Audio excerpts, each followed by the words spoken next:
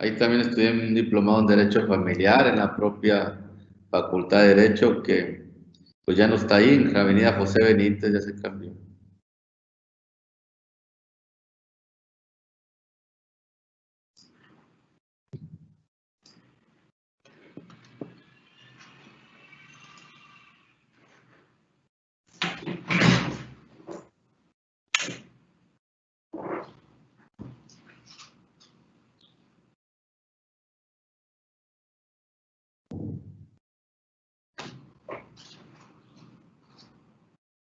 Tales.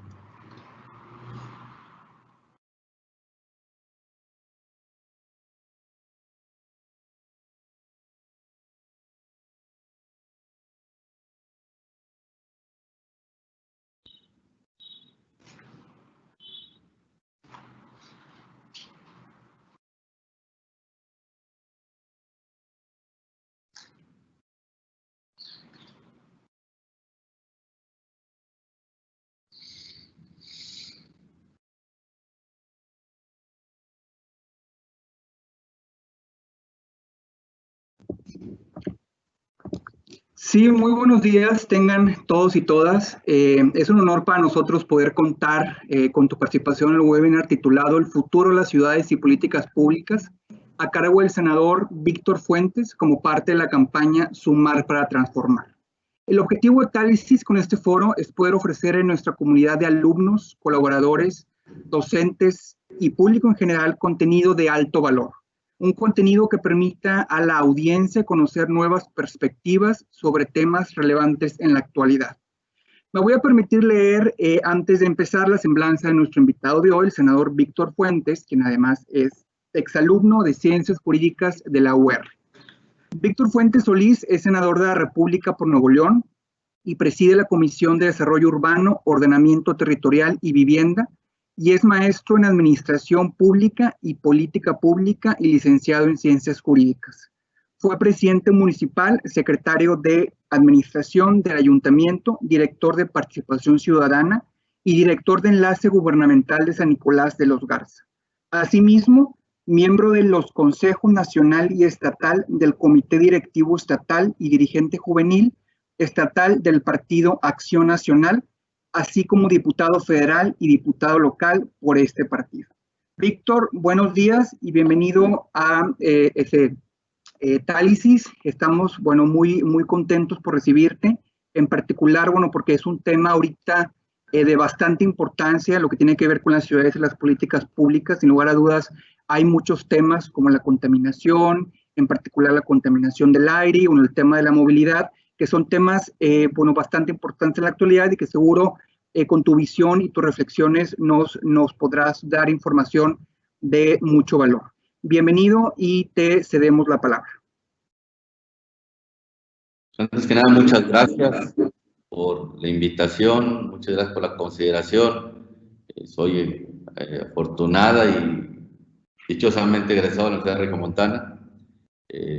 Y me da mucho gusto que se abran estos espacios en medio de esta situación donde la comunicación presencial se volvió muy difícil, se volvió prácticamente imposible, más si se atienden adecuadamente las normas que las instituciones en materia de salubridad han emitido.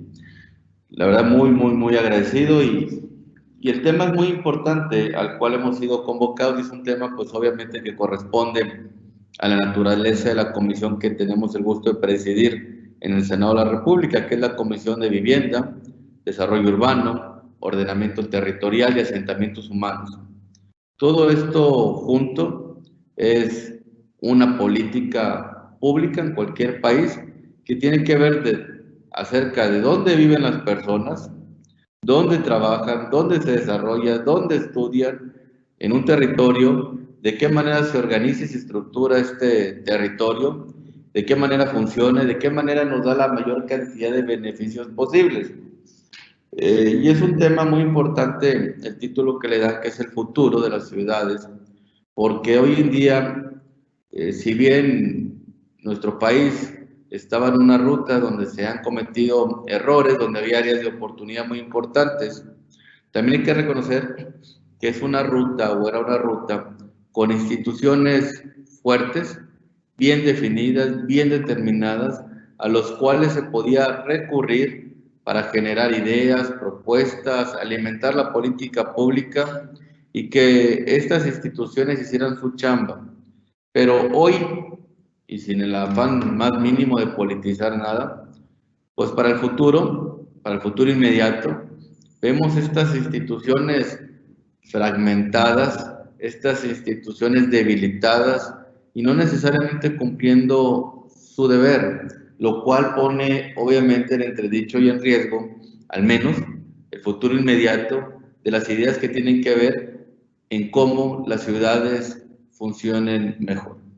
Comenzaré la presentación. No sé si alguien, me imagino ahí, nos estará apoyando con el avance de las diapositivas, ¿verdad? La número 1, que establece cuáles son los retos en la actualidad. Ahí está. Hoy en día, pues obviamente el mundo avanzó, la tecnología avanzó, la manera de comunicarnos como lo estamos haciendo en este momento es otra, y esto abre espacios infinitos en la manera de resolver la gestión gubernamental, en la manera en que se consolidan las ideas democráticamente, de la mano con la sociedad, para ir obviamente aligerando cargas burocráticas, haciendo trámites más sencillos, realizando procedimientos de una manera bastante más transparente, más adecuada, con un régimen de rendición de cuentas distinto al de tener archivos, papeles, todos como tradicionalmente lo conocíamos, en una oficina gubernamental oscura, alejadita, donde poco nos enterábamos de qué manera se recibía la información, se realizaban las gestiones y se determinaban o concluían nuestras solicitudes hacia un gobierno. Hoy el reto está ahí. Creo que, como lo comenté, se logró avanzar. Yo fui alcalde de un municipio donde ya muchos trámites se podían realizar en línea, se llega papelería en línea, escaneada, donde el gobierno del estado, creo que, por ejemplo, el Instituto Catastral y Registral, hay algunos trámites, aunque faltan otros que se pueden realizar también a través de mecanismos digitales, igual del registro civil, que pues hacen bastante más eficiente la chamba del gobierno, ¿verdad? En la siguiente filmina, un reto de las ciudades. Cuando hablamos de ciudades, pues hablamos de concentraciones humanas, de asentamientos humanos grandes. Nomás por tener un dato, que lo comento como también a manera de un preámbulo, hace 100 años, a principios del siglo XX, más del 80% de la gente vivía en las zonas rurales, en comunidades agrarias, y no llegaba el 20% de la que vivía en las grandes ciudades. Hoy, en México, como en muchos otros países, el modelo está completamente invertido. Ya el 80% de las personas vivimos en estas megalópolis, en estas grandes zonas metropolitanas, que pues obligan a tomar otro tipo de medidas. Ahorita que estamos en medio de esta pandemia, hay una referencia muy interesante que establece que cuando la pasada pandemia, que fue hace 100 años de la gripe española, pues no había el confinamiento y no había la concentración humana que hoy en día tenemos, y es por ello que no tuvo, aparentemente, por lo que está documentado, las consecuencias y los riesgos de esta nueva pandemia, en donde tenemos ciudades completamente confinadas, grandes centros urbanos donde la gente pues está muy junta y complica mucho los temas determinantes en una pandemia como el de la sana distancia. En ese tema que tiene que ver con el transporte público, el transporte público tiene que ser un transporte eficiente que cubra las necesidades de movilidad de las personas que viven en una ciudad. Hoy Monterrey es un ejemplo de todo lo contrario a esto. Nuevo León tiene problemas muy serios de movilidad. Hoy movernos de un polo a otro de la ciudad en horario pico, en una hora de alta densidad de movimiento, pues es un viacrucis. Lo hacemos de manera muy indigna, lo hacemos de una manera cara, lo hacemos de una forma no eficiente, no eficaz, que muchas veces necesita y demanda de varios transbordos. Entonces, toda la política de comunicación, de movilidad de las personas, pues tiene que tener un enfoque, para empezar, humano, eficiente, digno, en el cual no sea todo un tormento utilizar el transporte público, sino sea un mecanismo eficiente, digno, humano, adecuado, en el cual podamos movernos la gente, los ciudadanos. En la siguiente filmina, pues tiene que realizarse precisamente una planeación que priorice al peatón, la interconectividad del transporte público. Y aquí hay políticas públicas muy de fondo que en una ciudad como la zona metropolitana de Monterrey lamentablemente no se han tomado o se han tomado muy poco. Y todos somos testigos de ello. Miren, a mí me tocó, por ejemplo, cuando era alcalde de San Nicolás, cosas pues muy evidentes. En los bancos, en los centros comerciales de San Nicolás, había personas, digo, por mencionar un banco, para darnos una idea, Banorte, o en el H&B de San Nicolás, había personas de Escobedo de Apodaca que trabajaban en el H&B o en el Banorte de la colonia Anáhuac, pero había personas de San Nicolás que trabajaban en el Banorte o en el H&B de Apodaca o de Escobedo. Como hoy vemos que hay empresas, grandes empresas en pesquería, que tienen empleados obreros del municipio de García y viceversa. Esta falta de atención del Estado, del gobierno, en generar políticas públicas que incentiven la proximidad, pues obviamente es el principio de esto que estamos viendo en esta filmina, porque para poder caminar para llegar al trabajo, para llegar a la escuela, para llegar a nuestro destino final, pues tiene que haber una proximidad adecuada. Sería inviable y una locura pensar que alguien puede caminar para llegar a su trabajo de pesquería a García, pero si alguien vive en el centro de Monterrey y trabaja en el centro de Monterrey, por decirte, si una parte importante de los profesores de la Universidad Regiomontana, una parte importante de los doctores del hospital que está ahí en la avenida Pino Suárez y Cuauhtémoc o del Ixteleón, si una parte importante de los decenas de miles de burócratas que trabajan en el gobierno del estado o en el gobierno de Monterrey vivieran en el centro de Monterrey, pues sería muy viable en pensar en una política peatonal, como sé que está haciendo un esfuerzo muy importante el polígono Alameda, por empezar a repoblar y regenerar toda esta zona.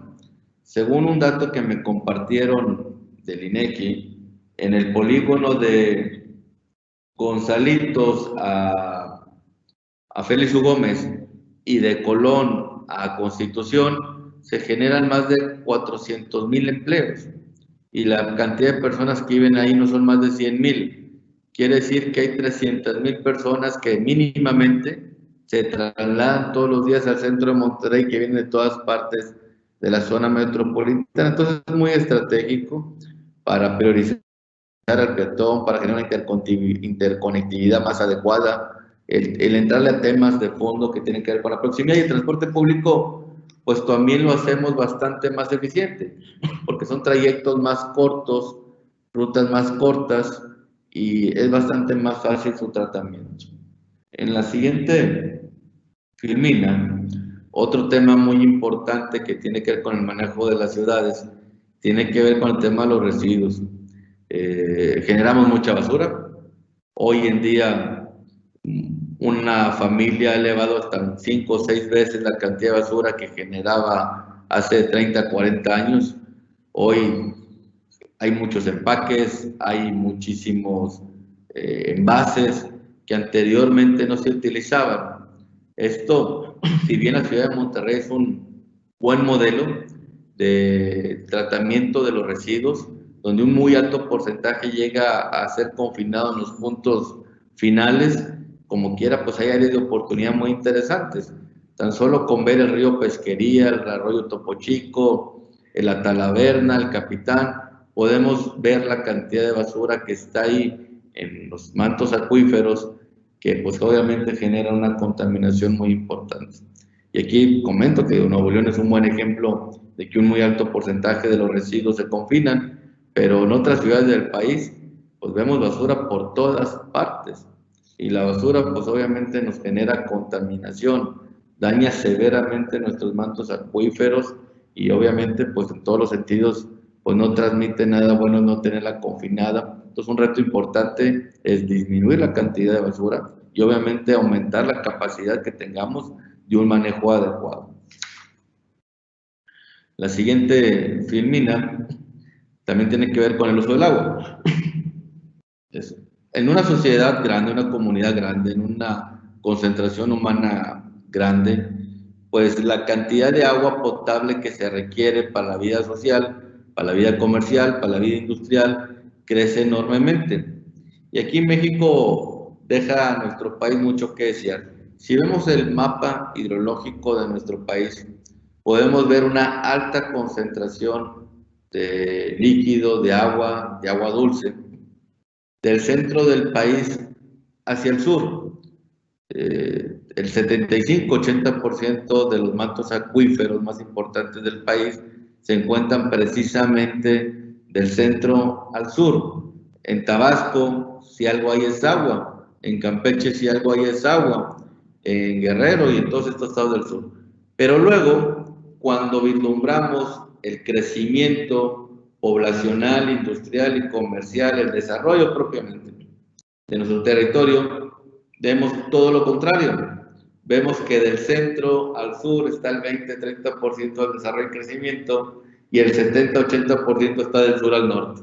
Esto quiere decir que en el manejo del agua pues estamos al revés. Normalmente y en la historia los asentamientos humanos pues se llevan a cabo donde hay agua. Las grandes ciudades del mundo se asentaron donde había agua, donde pasaba un río importante, donde había un lago importante. Bueno, en México hemos estado haciendo en las últimas décadas todo lo contrario. Obviamente hay temas de fondo que hay que resolver, que tienen que ver con la certeza jurídica, con la tenencia de la tierra, muchos temas que en el sur no se han desarrollado al ritmo que se han desarrollado en el norte, y lo cual ha bloqueado mucho el desarrollo.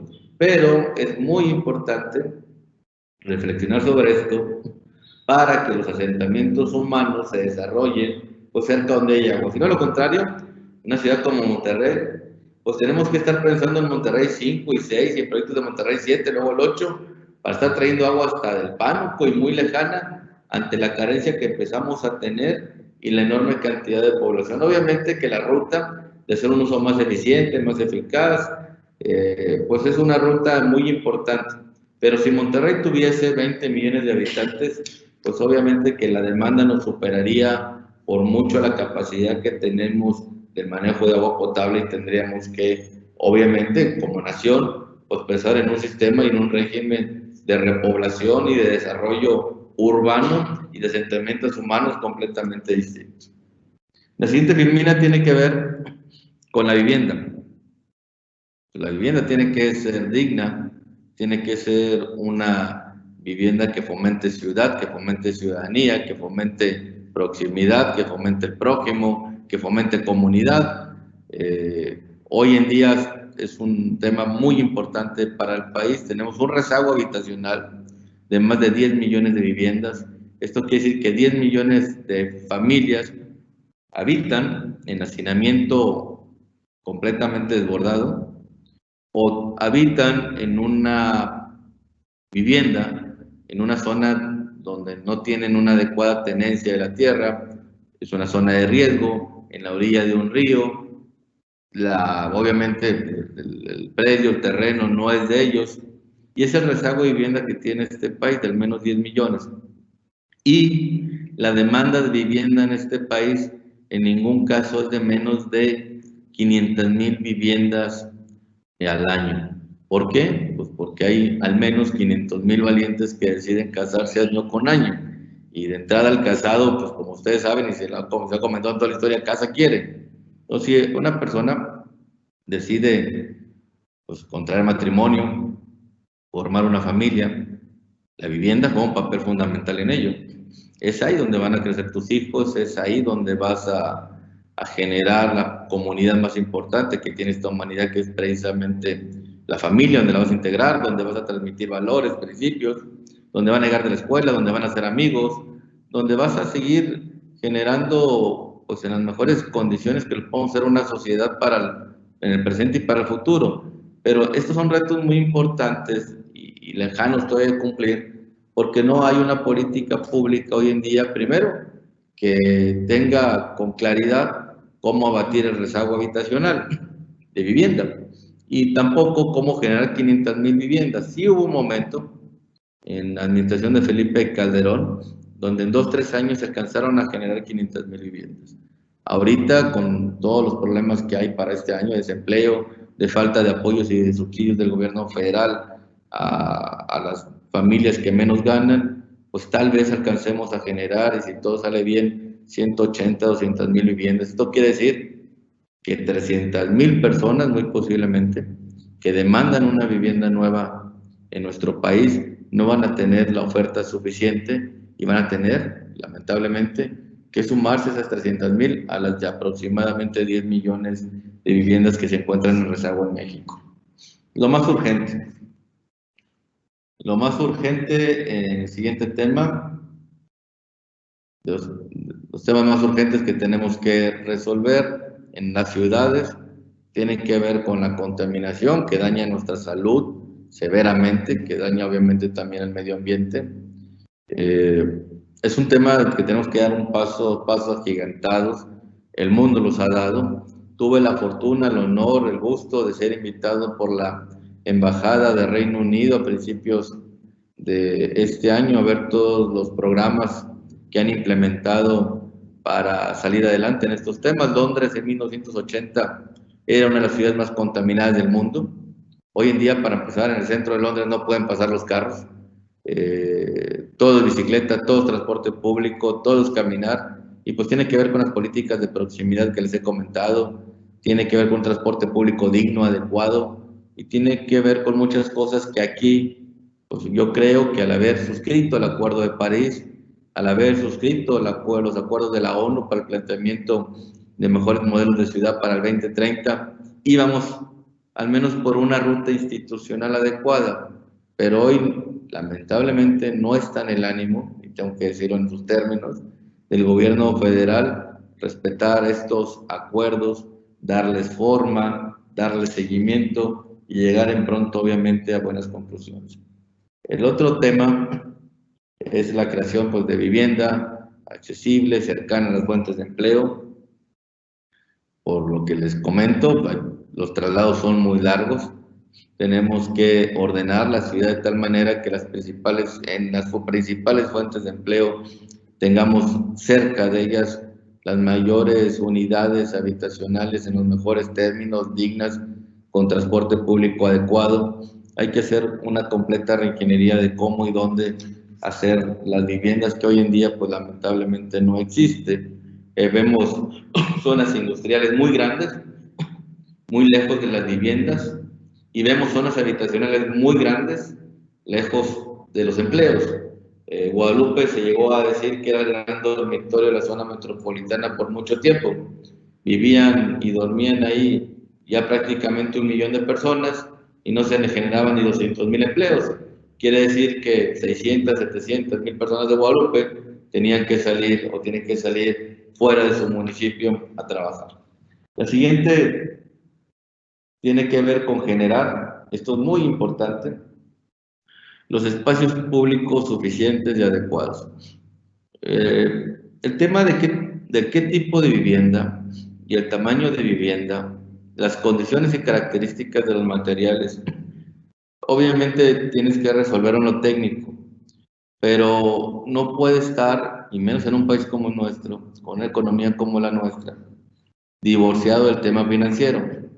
Una persona que gana un salario mínimo que actualmente está promediado en 3,500 pesos mensuales en el país, su capacidad de crédito es muy limitada. Todavía quien gana hasta 2 salarios mínimos. Y pensar en construir con 300,000 pesos una vivienda muy cerca de todo, de 3 recámaras, de 150 metros cuadrados de terreno, de 100 metros cuadrados de construcción, pues financieramente es intransitable, improcesable, con un ingreso de este tamaño. Entonces, tenemos que ir generando modelos financieros en los cuales obviamente tengamos una mejor vivienda, pero con las características que hoy en día alcanzan los modelos de vivienda que hoy tenemos, pues difícilmente tienes hacia el interior de la casa el espacio para poder desarrollar tus habilidades, talentos, cualidades como personas y como familia. Entonces tienes que tener espacios públicos adecuados que subsanen estas deficiencias de las viviendas. ¿Qué quiere decir esto? Que si bien no tienes grandes patios, grandes frentes, grandes porches, obviamente sería inviable pensar en tener una cancha dentro de una casa con capacidad financiera y por temas urbanísticos, pues sí tienes que tener estos espacios públicos adecuados cerca de los centros de vivienda, que tengas parques, que tengan canchas, que tengan espacios culturales, deportivos, de distracción, y es un tema muy importante porque, miren, siempre que pensamos en la obra pública, pensamos en los grandes proyectos de vialidades, puentes, pausa de desnivel, arreglar complejos viales importantes que son altamente costosos. Si nosotros sacamos en los últimos 10 años del presupuesto público destinado a obra pública, ¿cuánto se ha destinado a cada uno de los segmentos de la obra pública? Es sorprendente cómo casi el 80% de la inversión en obra pública se ha destinado a puentes, pavimentos, ampliación de avenidas, obviamente por los grandes y lamentables trayectos que se tienen que tener de desplazamiento. Pero se han descuidado la construcción de espacios deportivos, culturales, espacios comunitarios, clínicas, hospitales, que tienen un enfoque y cubren necesidades mucho más de fondo. Nadie nace comunidad en una gran avenida. Es imposible que vayas manejando, en el caso de Monterrey, por la avenida Constitución, veas a alguien que va manejando al lado, lo saludes, le saques plática, lo invites a un café, le digas, párate, mira, me interesa conocerte. Eso no sucede. Pero en un buen parque, en un espacio público, cultural, deportivo, pues las familias, los niños, sus padres, los jóvenes, se conocen, es una comunicación humana y las inversiones pues han dejado mucho que desear para este tipo de espacios donde tenemos una asignatura del tamaño del mundo pendiente. Comparados con otros países con las condiciones económicas de nuestra, los espacios públicos dejan exageradamente mucho que desear. En San Nicolás hicimos un esfuerzo cuando fue alcalde impresionante, creando uno de los mejores centros de desarrollo cultural y artístico, grandes centros deportivos. Pero bueno, fue una reflexión que les comparto, que tuve a mitad de la administración, porque una avenida como López Mateos, quienes conocen el San Nicolás, pues su regeneración demandaba 100 millones de pesos. Los complejos viales de Avenida Los Ángeles, de Rómulo Garza, de Churubusco, para quitar los semáforos, pues demandaban inversiones de 300, 400 millones de pesos. Bueno, esos 400, 500 millones de pesos que les estoy hablando equivalían a remodelar por completo los 500 parques del municipio, instalándoles canchas, bancas, andadores, árboles, bebederos, con una pues, resultado en la vida comunitaria y social pues completamente distinto al de aligerar los tiempos de traslado 10, 15 minutos, que es lo que se buscaba realizar con las mega obras estas que les comento en materia vial. En otro capítulo, la política pública, si puede contribuir en esto, pues obviamente que sí, ¿verdad? No sé si ahí le podemos cambiar al siguiente capítulo, por favor. Pues, como les comento, las políticas públicas de escritorio ya tienen que pasar de moda, tenemos que trasladarla a la política pública en los espacios públicos, tener diagnósticos técnicos sociales adecuados para poder identificar las áreas de oportunidad para la elaboración de las políticas públicas. La legislación tiene que atender estos términos de movilidad sustentable, adecuada, sostenible, accesible, generosa, respetuosa con el medio ambiente, y pues está muy claro que es a través de las leyes como las políticas públicas y a través de instituciones fuertes pueden cumplir con su propósito. En la siguiente filmina, pues la gestión de proyectos y de obras públicas para el mejoramiento de las ciudades. La participación ciudadana obviamente es determinante en un régimen democrático y en estos temas es indispensable para poder construir soluciones conjuntas, inversiones federales, estatales y municipales que resulten en una infraestructura adecuada, acorde a las necesidades de sustentabilidad adecuadas para cumplir con principios ya establecidos en el mundo. Todo lo que les comento, si leemos el Acuerdo de París, si leemos muchos documentos de ONU Habitat, nos podemos dar cuenta que está sobradamente determinado a través de diferentes investigaciones sociales. El tema es ponerlo en la práctica. La siguiente, ¿qué hemos hecho en la comisión? Aquí estamos en la Comisión de Desarrollo Urbano.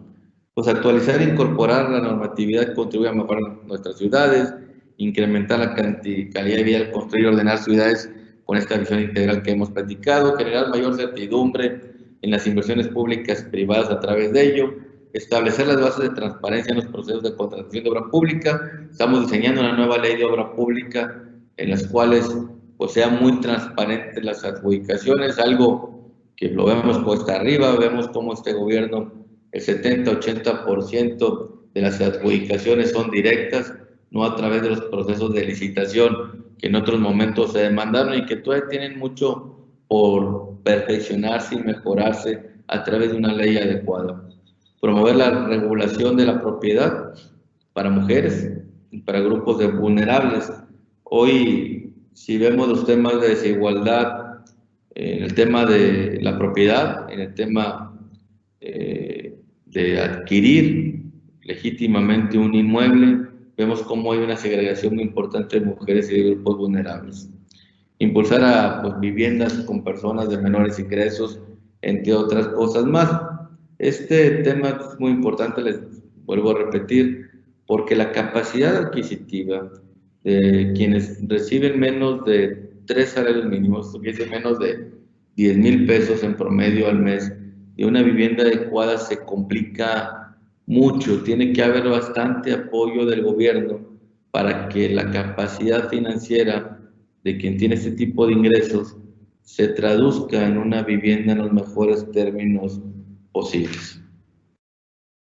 ¿Qué hemos realizado? ¿Qué acciones hemos realizado a favor del medio ambiente? Hicimos toda una plataforma en la cual agradecemos mucho a la Universidad Regiomontana en su momento, como al TEC de Monterrey, como la Universidad Autónoma de Nuevo León, como a la UDEM y otras muchas instituciones académicas, científicas, técnicas, con las cuales trabajamos en diseñar propuestas que llevamos al Senado de la República. Aquí les comparto tan solo algunas de ellas, son cientos y todas muy importantes. Hicimos un punto de acuerdo para combatir los altos niveles de contaminación. Pues bueno, está identificado cuáles son las principales fuentes de contaminación en el estado de Nuevo León y en México, cuáles son los principales aportantes de partículas, cuáles son los principales emisores de partículas, quiénes son los que dañan el medio ambiente. Pues este punto de acuerdo estuvo diseñado de tal manera de dejar en descubierto esto para generar planteamientos claros, sensatos, adecuados de cómo ir combatiendo estas principales fuentes de contaminación. Exhortamos a la Comisión Reguladora de Energía para modificar la norma 2016. Esta norma tiene que ver con el tipo de gasolina que estamos consumiendo en la zona metropolitana de Monterrey. Una gasolina con componentes ya muy anticuados, muy concentrados, que obviamente en muchas ciudades del mundo ya no se utilizan. Estamos pretendiendo cambiar la norma, pero esto pues obviamente no va de la mano con las políticas de retroceso en la generación de combustibles y no en la generación de energías limpias que lleva a cabo el gobierno de Monterrey. Consume mucha gasolina que se produce en la refinería de Pemex, y la refinería de Pemex pues lamentablemente no tiene procesos de producción del todo transparentes, muchas veces utilizando insumos como el combustóleo y otros más que pues prácticamente ya no deberíamos estar utilizando ni en México ni en ningún país del mundo. Punto de acuerdo para que la zona metropolitana de Monterrey se exijan. Este es otro tema muy, por eso todos son muy importantes. Cuando viajamos al vecino país de Estados Unidos, quienes hemos tenido la oportunidad de hacerlo, vemos cómo cuando cargamos gasolina, los dispensarios, la válvula, la pistola, tienen pues hacia alrededor un chupón.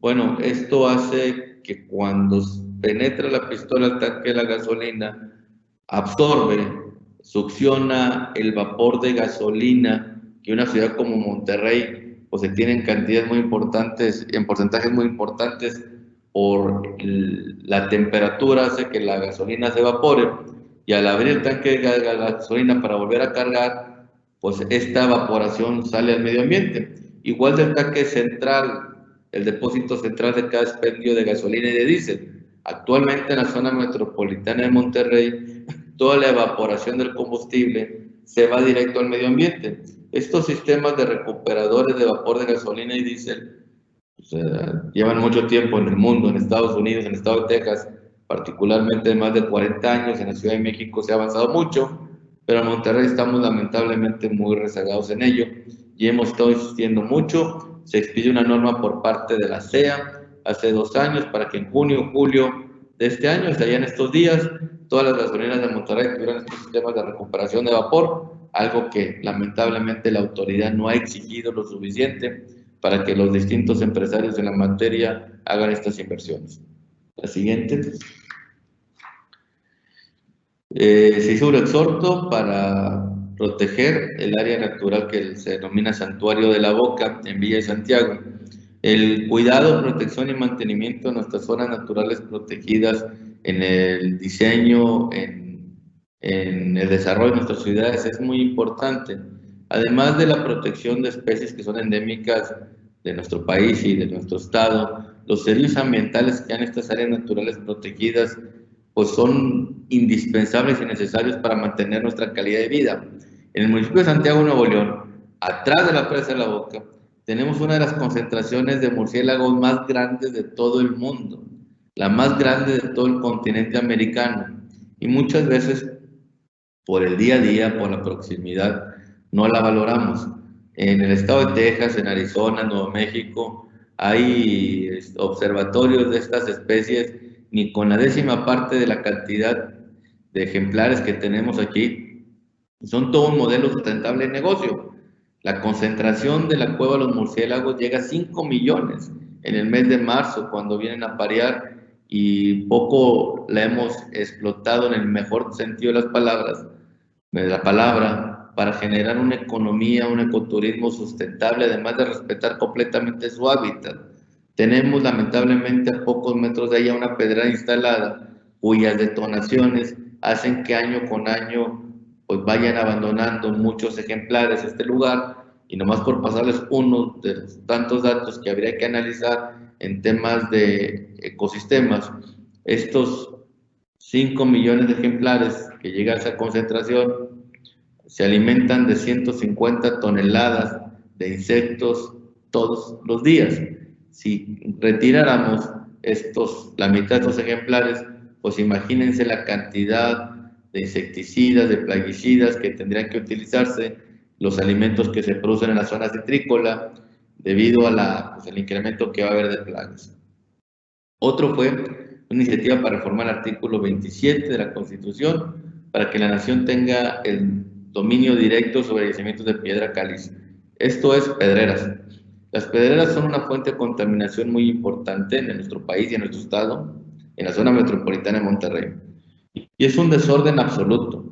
El artículo 27 de la Constitución establece que todos los recursos naturales y todo lo que se encuentra en el subsuelo es propiedad de la nación. Pero luego en un párrafo hace un desglose de todos los materiales a regular y omitió el tema de las calizas. Esta omisión trajo consigo que los estados y los municipios pretendan tener jurisdicción en esto y evidentemente no la tienen. Pero la falta de asertividad en la ley, esta confusión, esta laguna, ha generado confusión en la materia y nos tiene a los ciudadanos y a nuestra salud pues expensas de intereses particulares. ¿Qué es lo que sucede cuando un gobierno del estado, un gobierno municipal, emprende una acción, una ofensiva sensata, adecuada, sustentable contra una pedrera que está contaminando severamente? Pues se ampara mencionando que no es jurisdicción del estado o del municipio, sino es jurisdicción federal. ¿Y qué sucede cuando el gobierno de la República, a través de la Profepa o de otra de sus instancias, de la Secretaría de Salud, emite una ofensiva contra uno de estos agentes contaminantes, pues se ampara diciendo que no es jurisdicción de la Federación. Entonces, lo que nosotros queremos con ello es dejar en claro a quién le corresponde, a qué instancia de gobierno solucionar este importantísimo problema. Denunciamos también ante la Profepa y la Fiscalía General de la República el daño ambiental en el hábitat de la colonia de perritos de las Praderas en el municipio de Galeana. Al igual que la Cueva de los Murciélagos, Nuevo León, pues ahora sí que tiene la enorme fortuna de tener la colonia de perritos de las Praderas más grande de todo el mundo. En ningún lugar del mundo hay tanta concentración de una especie, además endémica de nosotros, en el estilo, en el tipo y en la especie de perrito de la pradera aquí en Nuevo León. Son cientos de miles de ejemplares los que están concentrados en esta colonia del Valle de la Soledad, en el municipio de Galeana, y ha habido actuaciones de empresas internacionales que subcontratan a locales para la producción de papa, desplazando lamentablemente estas especies. La siguiente, Firmina. Nuevas formas de vivir en ciudades después de la pandemia. Bueno, esto ya es entrar al día a día de la realidad. Pues movilidad sustentable, sostenible, condiciones adecuadas para trasladarnos con mayor distanciamiento, cercanía de satisfactores cotidianos de nuestras necesidades, una red de banquetas adecuadas, accesibles, una mezcla orgánica de espacios públicos, zonas peatonales en los lugares más densos, mayor interconexión que reduzca los largos desplazamientos, pues los esquemas de home office y de comunicación como el que ahorita estamos realizando y que agradezco mucho esta invitación, y pues obviamente una mejor calidad del aire porque pues no podemos ni debemos caminar en zonas altamente contaminadas como lamentablemente lo estamos realizando. La siguiente. Seguridad sanitaria, mayor capacidad, infraestructura del sistema de salud. Hoy, pues como les comenté hace un momento, las inversiones en infraestructura en los temas de salud no fueron las adecuadas en los últimos años, lo cual hace que tengamos un riesgo eminente de tener un lleno completo, una ocupación hospitalaria en poco tiempo si no contenemos la pandemia. Esto quiere decir que en todo México y en Nuevo León especialmente, en pocas semanas podemos tener llenas todas las camas con pacientes de COVID y los hospitales pues atienden a ciudadanos, a personas con muchas otras enfermedades. Si nos da un paro cardíaco, tenemos un problema en el corazón, en el apéndice, en el hígado, en el riñón, obviamente que el sistema de salud tiene que atendernos en todo momento, pero si todas las camas y todos los cuartos y todos los especialistas están ocupados atendiendo pacientes del COVID, pues aquí es donde vamos a arrepentirnos de no haber hecho en su momento las inversiones en infraestructura de salud adecuadas. En vivienda, pues el acceso a una vivienda de menor precio, sin segregación, espacios domésticos adecuados, el tema del transporte organizado, seguro, con ciclovías, condiciones de seguridad y higiene que garanticen la seguridad sanitaria en el traslado de los usuarios. La reactivación económica, que es el siguiente tema. Nuevo León es el estado donde más viviendas se construyen, donde más comercio se construye, donde más industria se construye prácticamente en todo el país. Entonces, la industria de la construcción juega un factor preponderante, aproximadamente 200,000 empleos entre directos y indirectos. Hemos estado incentivando, ya que creemos que con algunas medidas puede ser muy viable su reactivación. Y se ha ido dando. Nosotros hemos exigido mucho en el gobierno federal, el gobierno del estado, esta reactivación, obviamente con protocolos sanitarios muy adecuados. La mayoría de las actividades de la industria de la construcción se llevan a cabo al aire libre, en espacios abiertos, que pueden garantizar de entrada la sana distancia. La siguiente.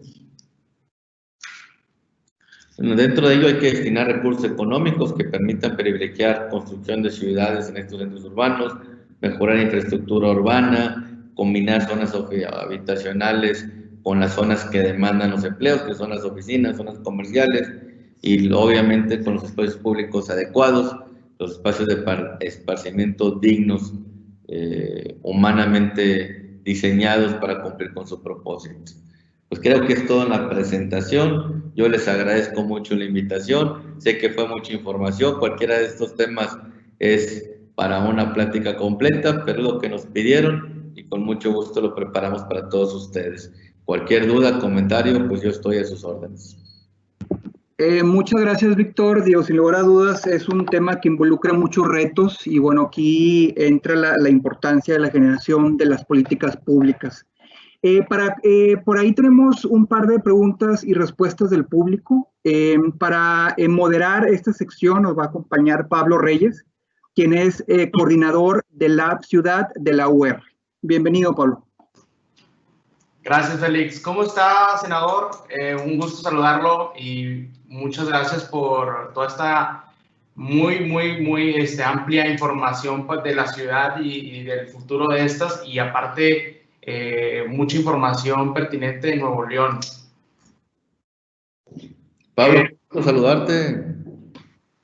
Igual. Pablo en su momento nos ayudó mucho en hacer banquetas dignas en San Nicolás. Es una persona que conoce mucho de esto. Construimos más de 80 kilómetros de banquetas y Pablo nos abría los ojos donde teníamos complicaciones de cómo hacerlas en los mejores términos, como en el cruce de Avenida Las Puentes y República Mexicana. Muchas gracias y qué gusto saludarte, Pablo.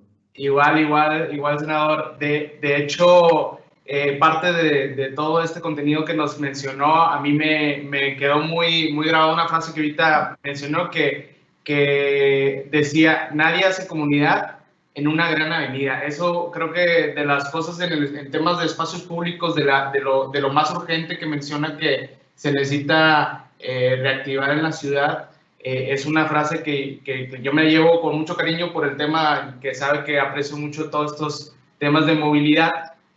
Y bueno, pues sabemos que usted ha tenido una extensa experiencia como funcionario público, diputado local, diputado federal, presidente municipal de San Nicolás de los Garzas y ahora senador de la República.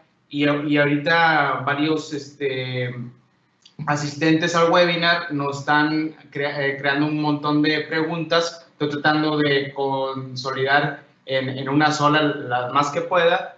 Creo que lo más relevante hoy en día es el tema del COVID, y creo que pues esto nos trajo nuevas formas de vivir las ciudades, el espacio público, el transporte e inclusive la vivienda.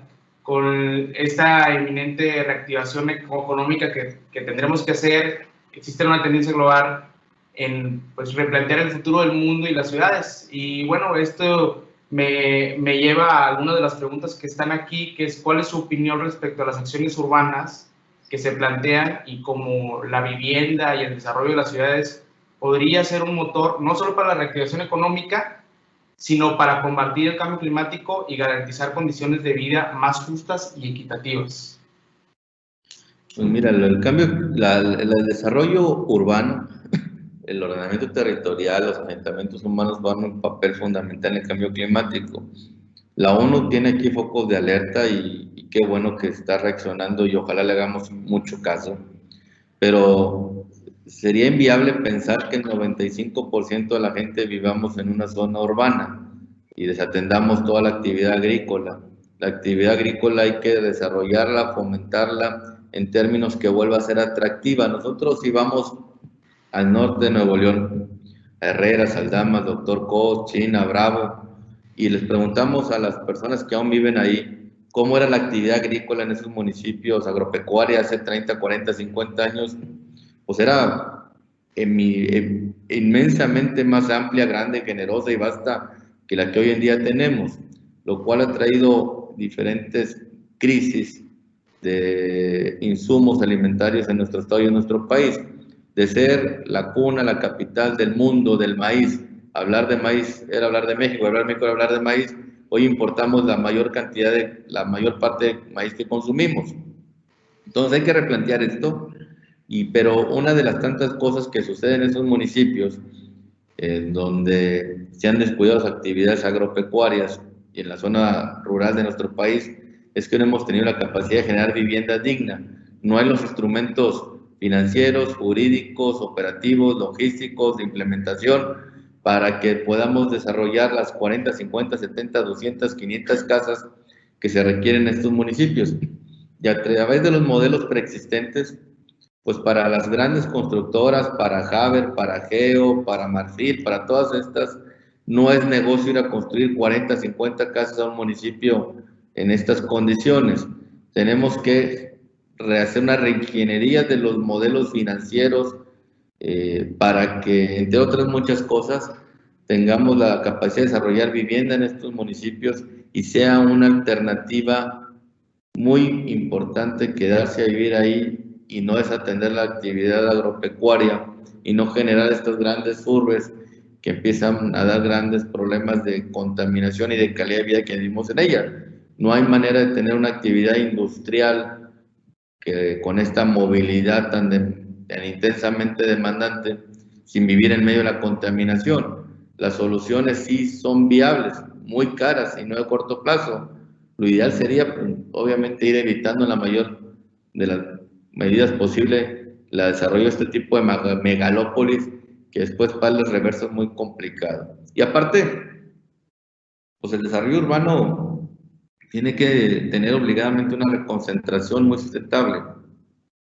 Si nosotros desplazáramos el 50% de la vegetación, el 50% de la masa vegetal del mundo, pues nadie va a alcanzar a ver eso, nos morimos todos. El servicio ambiental que genera la masa vegetal, la masa forestal, el desierto, las selvas, pues es parte de un ecosistema del cual somos parte. O sea, no somos nosotros y el ecosistema. Tenemos que entender que nosotros somos una parte del ecosistema y si lo descomponemos, pues los principales, como lo estamos haciendo, los principales perjudicados, créanme que vamos a ser, o ya somos nosotros. Sin duda, senador, comentaba algo que me hizo muy interesante de la política pública, pasar del escritorio a la acción. En Tales lo llamamos buscar el cómo sí. Y aquí una pregunta que también se me hizo muy relevante es, ¿cómo, como senador, cómo puede presionar para modernizar la refinería de Cadereyta y principal causante de la contaminación de la zona metropolitana de Monterrey? Mira, lo hemos hecho y lo seguiremos haciendo a través de puntos de acuerdo, exigencias, iniciativas. Tenemos decenas presentadas, pero pues lamentablemente hay una mayoría y yo no quisiera entrar a temas partidistas ni de grilla porque no es un foro para ello. Yo soy muy respetuoso, créanme, de las instituciones y de esta que lo menos que merece es nuestro respeto en todo momento. Pero tampoco nos podemos desatender y desentender la composición política del país y no tiene por qué ser algo de grilla. Las izquierdas no son nuevas, han existido en décadas, están presentes hoy en muchas partes del mundo, sus políticas ya las conocemos, no es nada nuevo.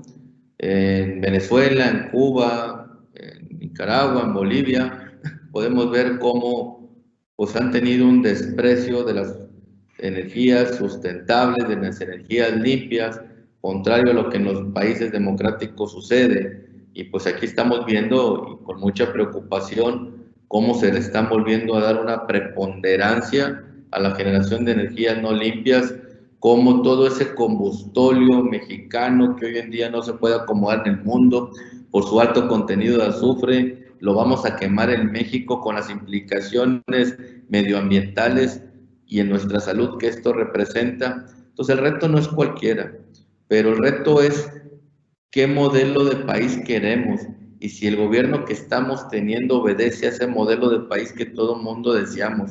Si no, pues para eso es la democracia, para eso es la participación ciudadana, para eso son las elecciones, para con mucha responsabilidad y determinación fijar el modelo de país que queremos. Y hoy la pregunta que tenemos que hacernos todos los días y a todas horas es eso. Hoy está en riesgo el modelo de país que mucha gente, del cual mucha gente estamos convencidos y por el cual trabajamos en las últimas décadas. Claro que sí, sin duda. Ya para concluir voy a cerrar con una pregunta que creo que habla un poco de lo que nos platicó sobre cómo como comunidad y como sociedad también nos debemos de involucrar. Esta pregunta la hacen como jóvenes, ¿cómo le podemos apoyar en su rol de senador en la agenda de temas de impacto comunitario? Gracias. Pues primero estar enterados de lo que estamos haciendo, de estar enterados de la situación que estamos viviendo, estar con una enorme hambre, ambición, deseo de cambio, de virar esto hacia políticas públicas y hacia un esquema jurídico legal de derecho distinto que obedezca a las necesidades que tenemos nosotros y que tienen las próximas generaciones, porque pues, lo que hoy tenemos está prestado. O sea, nosotros venimos aquí 20, 30, 40, 50, 60, 70 años, pero ni era de nosotros, ni nos vamos a quedar con él. O sea, tenemos que pensar en el Nuevo León, en el Monterrey, en el Guadalupe, San Nicolás, el San Pedro, el México y el mundo que vamos a dejar a las próximas generaciones. Y la juventud tiene un papel, pues, todos fuimos, yo fui joven y estuve en la UR, y las inquietudes que tenían en aquel entonces no son menores a las que hoy en día tengo. Afortunadamente tengo la dicha, el honor, el privilegio de estar en una posición estratégica para lograr esos cambios, pero pues hoy en día en una realidad política que nos limita mucho nuestra actuación, pero pues la democracia exige participación constante, permanente, información, involucrarte. Yo creo que lamentablemente muy pocos conocen quién es su diputado local, quién es su diputado federal, y las decisiones que ellos toman son muy trascendentes para nuestra vida diaria. Pero un régimen auténticamente democrático, si nos vamos a los que tienen los países más desarrollados democráticamente del mundo, pues tienen un involucramiento y una integración de la sociedad completamente distinta. Hoy seguramente habrá más gente preocupada sobre cuándo van a abrir el gimnasio del reto que tenemos en el 2021. Entonces, salir de la comodidad de nuestro día a día, salir del egoísmo que implica nuestra acción diaria, y es un reto muy importante. Quien no ha tenido la oportunidad de ver la película esta de Netflix, de los papas, de los últimos dos papas, lo invito a que lo vea. Hay muchas reflexiones muy importantes sobre precisamente el reto de salir del egoísmo de lo particular y abandonarnos un poco más y destinarnos un poco más hacia lo público, hacia el prójimo. Sin duda es una muy buena invitación para mantenernos informados y crear pues más participación ciudadana. Nosotros como Tálisis y como UR creemos que podemos transformar comunidades, y es por medio de esta participación y por medio de buscar maneras inteligentes de transformar nuestro entorno, y esto es informándonos sin duda. Muchísimas gracias, senador. Apreciamos mucho el tiempo que destinó para podernos platicar un poco o bastante bien del tema de la problemática que tenemos como ciudades en México, y apreciamos todos los temas relevantes que nos compartió. El agradecido soy yo, estoy a sus órdenes. Si existen más preguntas, pues con mucho gusto háganmelo llegar, ya sea que me dejen el inbox, el correo, la página, el teléfono, quien las haga, y con mucho gusto les vamos a contestar todas. Muy agradecido por la invitación, en verdad son ustedes muy amables. Así lo haremos, le compartimos porque hay varias preguntas que ya no nos alcanza con el tiempo mencionar. Así lo hacemos, le hacemos llegar las preguntas, y muchas gracias a todos los que se conectaron. Félix, te dejo para despedir el webinar. Sí, muchísimas gracias, senador Víctor Fuentes, por su participación. Y bueno, recuerda que siempre la UR sigue siendo tu casa. Y bueno, seguimos en contacto. Queremos agradecer muchísimo a los participantes. Y bueno, en la pantalla aparece la encuesta de salida. Para nosotros es muy importante conocer su retroalimentación, y bueno, los invitamos a todos que estén pendientes en las redes sociales de los próximos webinars que tendremos en las próximas semanas. Senador Víctor, muchísimas gracias, y bueno, seguimos en contacto, y que tengan todos muy buen día. A sus órdenes, buen día.